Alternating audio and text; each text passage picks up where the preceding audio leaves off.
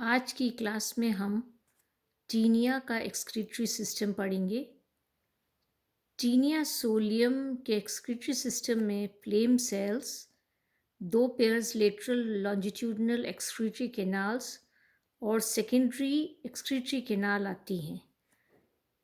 Taenia के हर एक proglottid में जो इंटरनल पैरेन्काइमा होता है उसके अंदर फ्लेम सेल्स होते हैं और ये फ्लेम सेल्स एक पतली सी कैपिलरी जैसी एक्सक्रीटरी ट्यूब्यूल्स के द्वारा ये सेकेंडरी एक्सक्रीटरी कैनाल जो कि ट्रांसवर्सली लोकेटेड होती है उसमें खुलते हैं। जैसा कि आप यहाँ देख सकते हैं कि दो लेटरल लॉन्जिट्यूडिनल कैनाल्स हैं इसके अंदर, ये है और एक ये है और ये ट्रांसवर्स कैनाल है। तो जो फ्लेम सेल्स होते हैं वो कहाँ खुलते हैं? ये सेकेंडरी जो ट्रांसवर्स कैनाल होती है, सेकेंडरी कैनाल एक्सक्रीटरी कैनाल होती है उसमें ये खुलते हैं। और सेकेंडरी एक्सक्रीटरी कैनाल फिर कहाँ होती है, कनेक्टेड रहती है। आप देख रहे हैं ये सेकेंडरी एक्सक्रीटरी कैनाल दोनों लेटरल लॉन्जिट्यूडिनल कैनाल से कनेक्टेड होती है और लेटरल लॉन्जिट्यूडिनल कैनाल एक्सक्रीटरी पोर के द्वारा ये बाहर खुलती हैं। तो ये इस तरीके से लोकेटेड रहती है। इसमें अगर आप देखें तो जो एंटीरियर जो सेगमेंट्स होते हैं या टेपवर्म के जो एंटीरियर रीजन होता है उसमें एक एडिशनल पेयर जो होता है वो कैनाल का लेटरल लॉन्जिट्यूडिनल एक्सक्रीटरी कैनाल का होता है जो डॉर्सली लोकेटेड होता है। डॉर्सल एक्सक्रीटरी वेसल इसको कहते हैं। और ये जो डॉर्सल एक्सक्रीटरी वेसल है ये एंटीरियर सेगमेंट्स में ही, प्रोग्लॉटिड्स में ही ये कुछ फर्स्ट फ्यू जो एंटीरियर सेगमेंट्स होते हैं उनमें ही कन्फाइंड रहती है। और जबकि दूसरी लेटरल लॉन्जिट्यूडिनल कैनाल जो वेंट्रली लोकेटेड होती है ये सारे के सारे जो सेगमेंट्स होते हैं ये लास्ट प्रोग्लॉटिड जो होती है वहाँ तक ये एक्सटेंड करती है।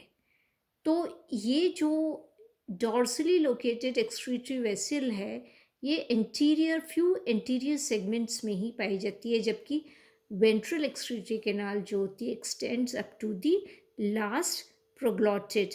दोनों वेंट्रल वेसल्स जो होती हैं लास्ट तक ये जाती हैं और लास्ट में जो लास्ट प्रोग्लॉटिड होती हैं वहाँ पर ये दोनों जो वेंट्रल एक्सक्रीटरी वेसल्स हैं वो यूनाइट होकर एक पल्सेटाइल कॉर्डल वेसाइकल बनाती हैं जो कि बाहर की तरफ एक्सक्रीटरी पोर के द्वारा ये खुलती हैं।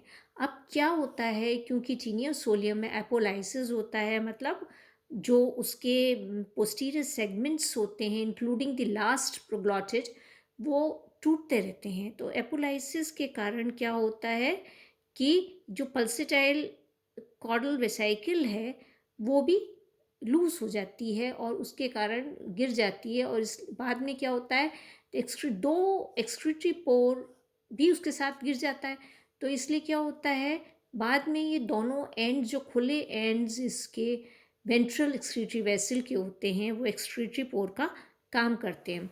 अब हाइड्रोस्टैटिक प्रेशर जो क्रिएट होता है उसके कारण जो डिज़ोल्व एक्सक्रीटरी वेस्ट होते हैं वो एंटीरियो पोस्टीरियर डायरेक्शन है, मतलब एंटीरियर से पोस्टीरियर डायरेक्शन में ये आते हैं और फाइनली यहाँ इस तरीके से मूव करते हैं और फाइनली एक्सक्रीटरी पोर के द्वारा ये एलिमिनेट हो जाते हैं। तो एंटीरियर एंड पर अगर आप देखें और जो स्ट्रक्चर दिखाई दे रहा है तो जो डॉर्सल वेसल है वो कंटिन्यूसली डिवाइड हो रही है ये, और ये कंटिन्यूसली आप रोस्टेलर रीजन में ये डिवाइड होकर ये एक इंटरकनेक्टेड नेटवर्क बनाती है जिसे नेफ्रीडियल प्लेक्सस कहते हैं। तो ये यहाँ पर आप देख सकते हैं कि ये डॉर्सल वेसल कंटिन्यूसली डिवाइड हो रही है रोस्टेलर रीजन में, रोस्टेलम में लॉन्जिट्यूडिनल वेसल।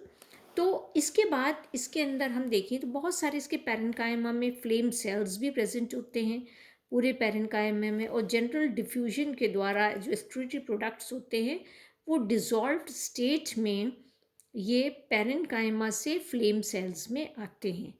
और फ्लेम सेल्स को हम प्रोटोनेफ्रीडियम भी कहते हैं और इरेगुलर सेल्स होते हैं ये फ्लेम सेल्स में एक ल्यूमेन होती है, हम ये कहते हैं इंटरनल कैविटी ल्यूमेन होती है, और उसमें जैसा हमने पहले भी पढ़ा था फिस्यूला हेपेटिका में कि ल्यूमेन में फ्लैजिला होते हैं, बंच होता है फ्लैजिला का, लंबे फ्लैजिला होते हैं, फ्लेम जैसी जो लौ के आकार के होते हैं, और ये बेसल ग्रैन्यूल से फ्लैजिला निकलते हैं।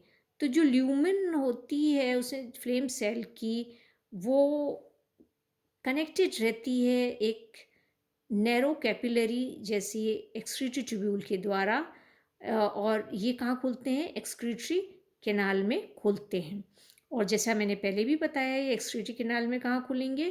फ्लेम सेल्स खुलते हैं ट्रांसवर्स जो एक्सक्रीटरी वेसल होती है, जिसे सेकेंडरी कैनाल भी कहते हैं, उसमें ये खुलते हैं। तो फिजियोलॉजी क्या है? तो मेटाबॉलिक एक्टिविटी जो होती है, एक्सक्रीशन की फिजियोलॉजी हम देखें तो मेटाबॉलिक एक्टिविटीज़ जो होती हैं उसमें नाइट्रोजीनियस एंड प्रोडक्ट्स जो होते हैं वो डिज़ोल्व स्टेट में जनरल डिफ्यूजन के द्वारा पैरेन्काइम में जो फ्लेम सेल्स होते हैं उनमें एंटर होते हैं, और वहाँ पर जब साइटोप्लाज्म में पहुँचते हैं फ्लेम सेल की, तो एक्सक्रीटरी वेस्ट होते हैं वो सेल ल्यूमेन में आते हैं। सेल ल्यूमेन में जो फ्लैजिला होता है उसकी बीटिंग के कारण वो एक्सक्रीटरी कैनाल में आते हैं, ट्रांसवर्स एक्सक्रीटरी कैनाल में। ट्रांसवर्स एक्सक्रीटरी कैनाल क्योंकि लॉन्जिट्यूडिनल कैनाल से कनेक्टेड होती है, तो वहाँ से वो एंटीरियर पोस्टीरियर डायरेक्शन में इस तरीके से ये मूव करते हैं लॉन्जिट्यूडिनल कैनाल में, वेसल्स में, और एलिमिनेट हो जाते हैं एक्सक्रीटरी पोर के द्वारा बाहर। यहाँ पर जो हम देखें कि जो इसका एक्सक्रीटरी सिस्टम जो है वो टीनिया सोलियम का, हम उसको कहें कि ये इसका फंक्शन ये एक्सक्रीशन का तो है ही, पर ज़्यादा फंक्शन इसका ऑस्मो रेगुलेशन का होता है। तो हेलमिन्ट्स में अगर हम देखें तो एक्सक्रीशन से ज़्यादा इसको ऑस्मो रेगुलेटरी सिस्टम कहा जाता है। नेक्स्ट क्लास में हम नेफ्रीडियल सिस्टम नीरीज और हीरियोडिनेरिया में पढ़ेंगे।